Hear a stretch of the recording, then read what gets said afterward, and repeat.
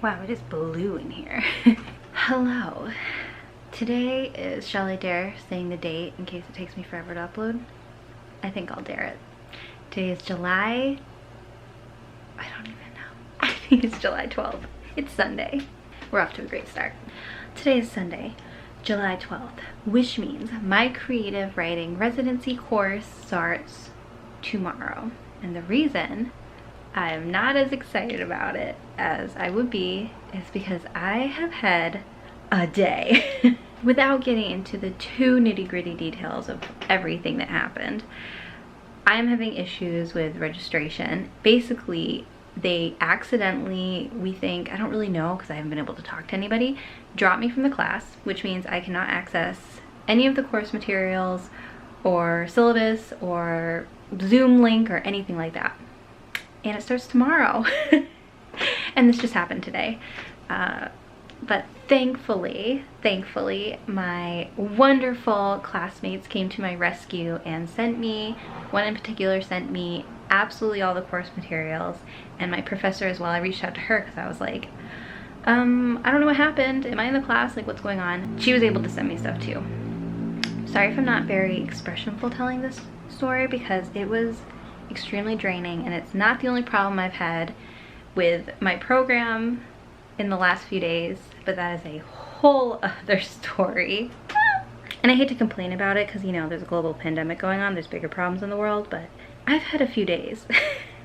Basically not sure if I can graduate on time, not sure if I'm gonna have to end up paying for a class when I shouldn't have to because it's part of my benefits package, blah blah blah. It's been a nightmare. Anyway, this is a long way of saying that what should have been a day filled with wonderful pacing of finishing up my writing assignments that I had yet to download, the ones I had yet to download from like my assignment website. We use a program called Canvas, and like it's where we are communicated with in our classes and where all of our assignments are stored. I didn't download them all because I never thought I'd have a problem, so I just like didn't download the ones I haven't done yet, so I didn't have them. And so I planned on having them all day, and now it is 6 o'clock p.m. and I am basically just getting started on the bulk of it, so it's gonna be a fun night. Which is why I turned this camera on, so you guys can join me on my journey. And as much as obviously it wasn't my fault that I got dropped from the class, at least I don't think so. I paid for it, like I paid the portion I have to pay. I was fully registered. I don't know what happened. Hopefully they'll figure it out tomorrow, but I don't know the point of this. I don't even know if I'm gonna include this clip. I just feel so emotionally drained after a really long last few days of dealing with registration and the financial office, and I just needed to vent briefly. I don't want to go into the details because it's really not relevant, but let's get to the point, Haley. So, as you probably have figured out, I'm not really doing Camp NaNoWriMo this summer. It's the first time I'm officially not doing camp. I've like unofficially not done it before, where I tried to start it and then never got around to it, like in April. But I'm officially not doing Camp NaNoWriMo because of my summer residency program. So for those of you who haven't been along for the journey, this summer I'm taking a really, really exciting, essentially week-long writing workshop. And I'm very, very excited. I'm hoping I'm taking it. I guess I don't officially know if I'm taking it because I got dropped. I'm hoping I'm taking it tomorrow, and essentially what's going to happen is we submitted a chapter of our work, or an excerpt that was like roughly 3,500 pages, and we're all going to get it critiqued. We're going to work on it for a week, while also, I assume, just like a crash course in other writing skills.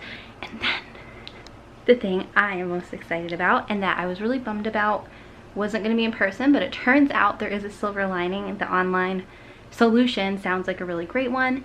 We are having the Agents and Editors Weekend. So here's where it gets spicy. Normally, as far as I understood, I could be wrong about this, normally this summer course, you have the Agents and Editors Weekend where you meet, and it's sort of like a mingling event where there's like a panel and you can ask them questions, and then I think you can have the opportunity to talk to them in like a casual setting.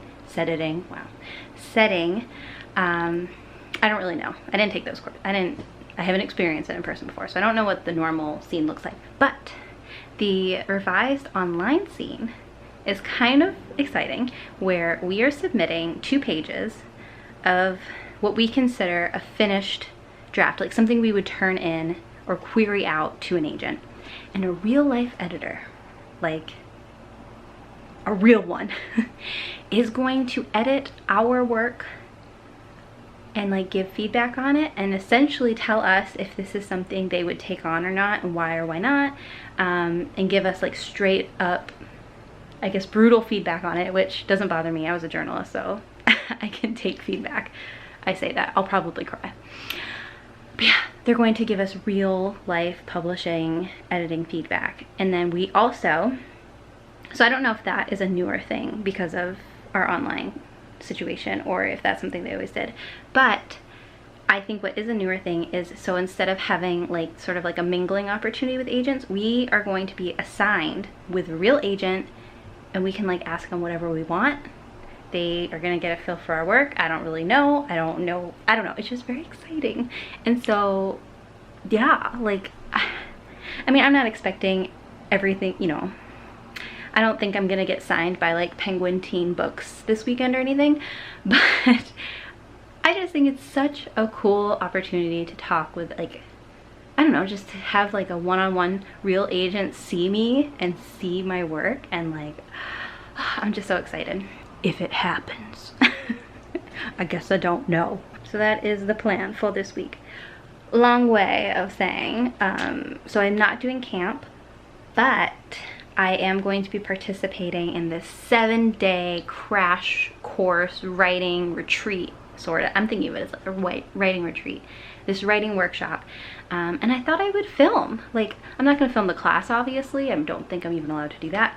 But I do want to like film my experience, film talking about it. I don't know if I will like upload daily videos like summarizing what I learned that day or like things that happened that day, because I just don't know if I'll always have something to say, or if I'll do like a full video of my week-long experience. My only hesitance doing that is I am a very long-winded vlogger, and I feel like that video would be like 2 hours long, so I probably am going to try and break it up. But I just wanted to intro that and complain a little bit about what I'm going through, because why not? Alright, I have some homework to finish and I'm gonna cook dinner, and I thought you guys could come along with me while I finish my homework, because you guys are how I get inspired to do homework late at night. Alright, let's go. It's sweaty in this bedroom because I don't have the AC on. I walked out of the bedroom and literally knocked this off the wall of all of our bottles.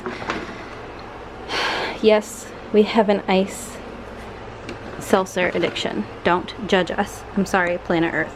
I'm sorry.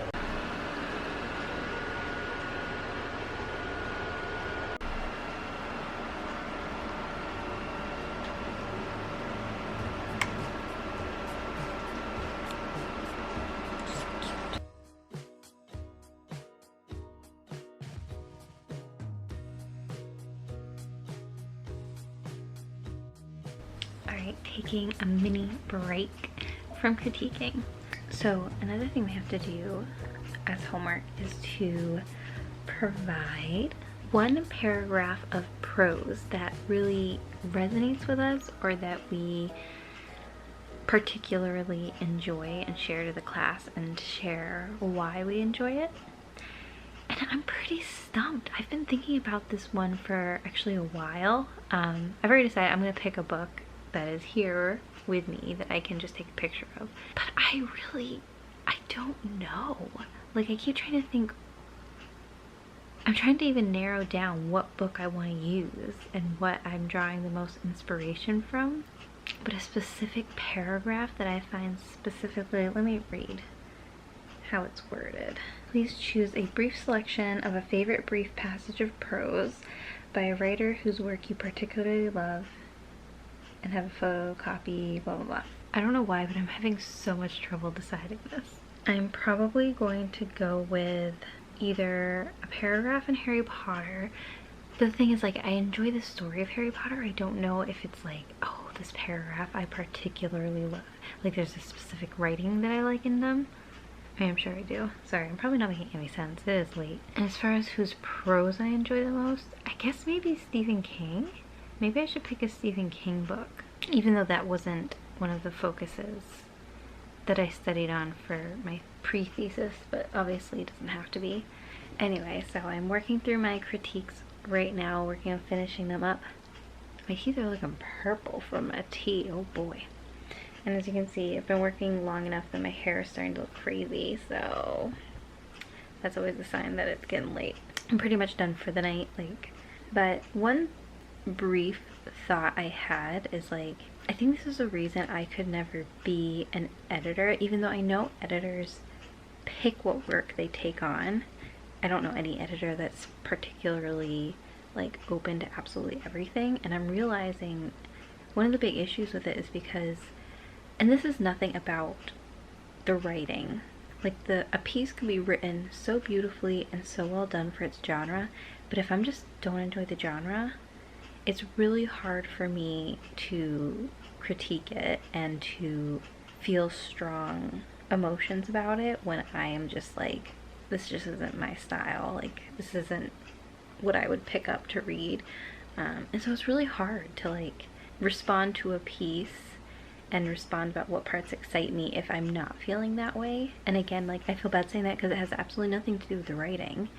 A lot of times it's just not my thing. I haven't read this genre, so that's why I'm going to say this one.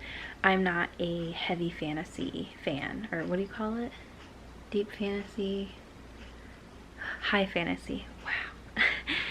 I am not a fan of high fantasy. I read Game of Thrones. I read the first 2 books. It was really hard for me to read them though, and it wasn't just because they were long, but just it's not my favorite genre. I don't mind light fantasy. I don't know if Harry Potter probably considered a little bit more high fantasy, but it's contemporary. I don't mind contemporary fantasy, I guess that's what I should say. But fantasy where the entire world is made up and there's new types of species and stuff like that, I just don't enjoy it. And so critiquing a piece like that would be really hard for me to stick with because I just wouldn't enjoy it as well. However, it does say something when I do enjoy it. I know there was a particular classmate I had in a previous course that was writing high fantasy, and the fact that I was so into it, I told him, I was look, I don't even like this genre, but I love this and I would totally read this, and I felt that hopefully meant something to him because it hooked even me who's not a fan of that genre. Anyway, that's something I've been struggling a little bit with some of these excerpts. I haven't read anyone that's bad though. I've read a lot of really good ones. It always makes me feel a little inferior because some of them are damn. One of the downsides that you don't quite consider, or I guess people do consider this, but one of the downsides is that so I had a close friend of mine read the excerpt I sent in recently, and he was like, oh my god, this is so good, and he was raving about it, which, you know, he's a friend, so I don't feel that's bragging, I just feel like he was being biased. And to me it was just such a strong reaction, and I realized the feedback I've gotten on my story that I've been used to for the last couple years is from other writers, and it's a homework assignment, and you know, we're all used to workshopping work, and that's not to say that people don't say that it's really good and that they're excited about it, but you just get used to reading other people in my program are really good writers, and you get used to this very high standard of where your work should be, and I'm not saying I feel I'm below that, but just I guess what I'm saying is my friend said you know, oh my gosh, you actually you can write, this is this is a real written piece. And so it just felt good to sort of have this reminder of, okay, I'm actually doing something big. It's not writing you know, really crappy stories how my things used to be, and maybe what I'm doing is legit. And I don't know, now I'm definitely rambling, so I'm gonna go. I haven't vlogged in a while. I feel I'm extra rusty, or maybe I'm just too tired more than usual to string together a sentence. It has been a mentally draining day, so let's finish this up and get to bed so we can start fresh with our panic tomorrow morning while we figure out registration. I want to be well rested for that. Okay, so update. I've thought about it, and I think for prose, I feel like it's hard for me not to pick an opening paragraph just because I'm obsessed with openings, if you can't tell. I think what I'll probably end up doing is the opening paragraph of Bag of Bones by Stephen King, which is one of my favorite books by him. For those of you who haven't read it, I'll just read the first couple sentences. On a very hot day in August of 1994, my wife told me she was going down to the dairy Rite Aid to pick up a refill on her sinus medicine prescription. This is stuff you can buy over the counter these days, I believe. I'm reading it disjointed. Oh my gosh, it's so late. I'd finished my writing for the day and offered to pick it up for her. She said thanks, but she wanted to get a piece of fish at the supermarket next door anyway. 2 birds with 1 stone and all that. She blew a kiss at me off the palm of her hand and went out. Next time I saw her, she was on TV. That's how you identify the dead here in Derry. No walking down a subterranean corridor with green tiles on the walls and long fluorescent bars overhead. No naked body rolling out of the chilly drawer on casters. You just go into an office marked private and look at a TV screen and they say yep or nope. And you say yep or nope. The reason I really like this opening paragraph is there's nothing significantly special about it. Stephen King just tells the facts. He doesn't waste time with description and like, I don't know, it's so matter of fact. It's very telling, not showing. It's very telling, and yet it hooks you. And all of it seems so ordinary though. But there's just enough level of suspense, and you learn so much about the characters and the tone of the story and everything just from that one paragraph. And I just think it's a really well done opening, almost because it's not as exciting. All the other ones I've had ideas for though are like heavy dialogue, and I think what that has shown me, this probably isn't the purpose of the assignment, or maybe it is, I don't know, is that because I'm obsessed more with dialogue, because I'm just looking at my Goodreads quotes, by the way, because I'm like, oh, maybe I saved some of my favorite lines or something in here that I can look on.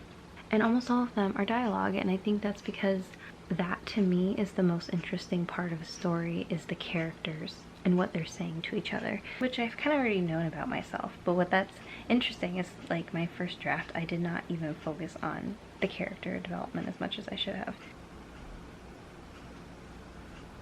Hey honey. What? Can I show up the kitchen light? No, because then it'll get dark in here.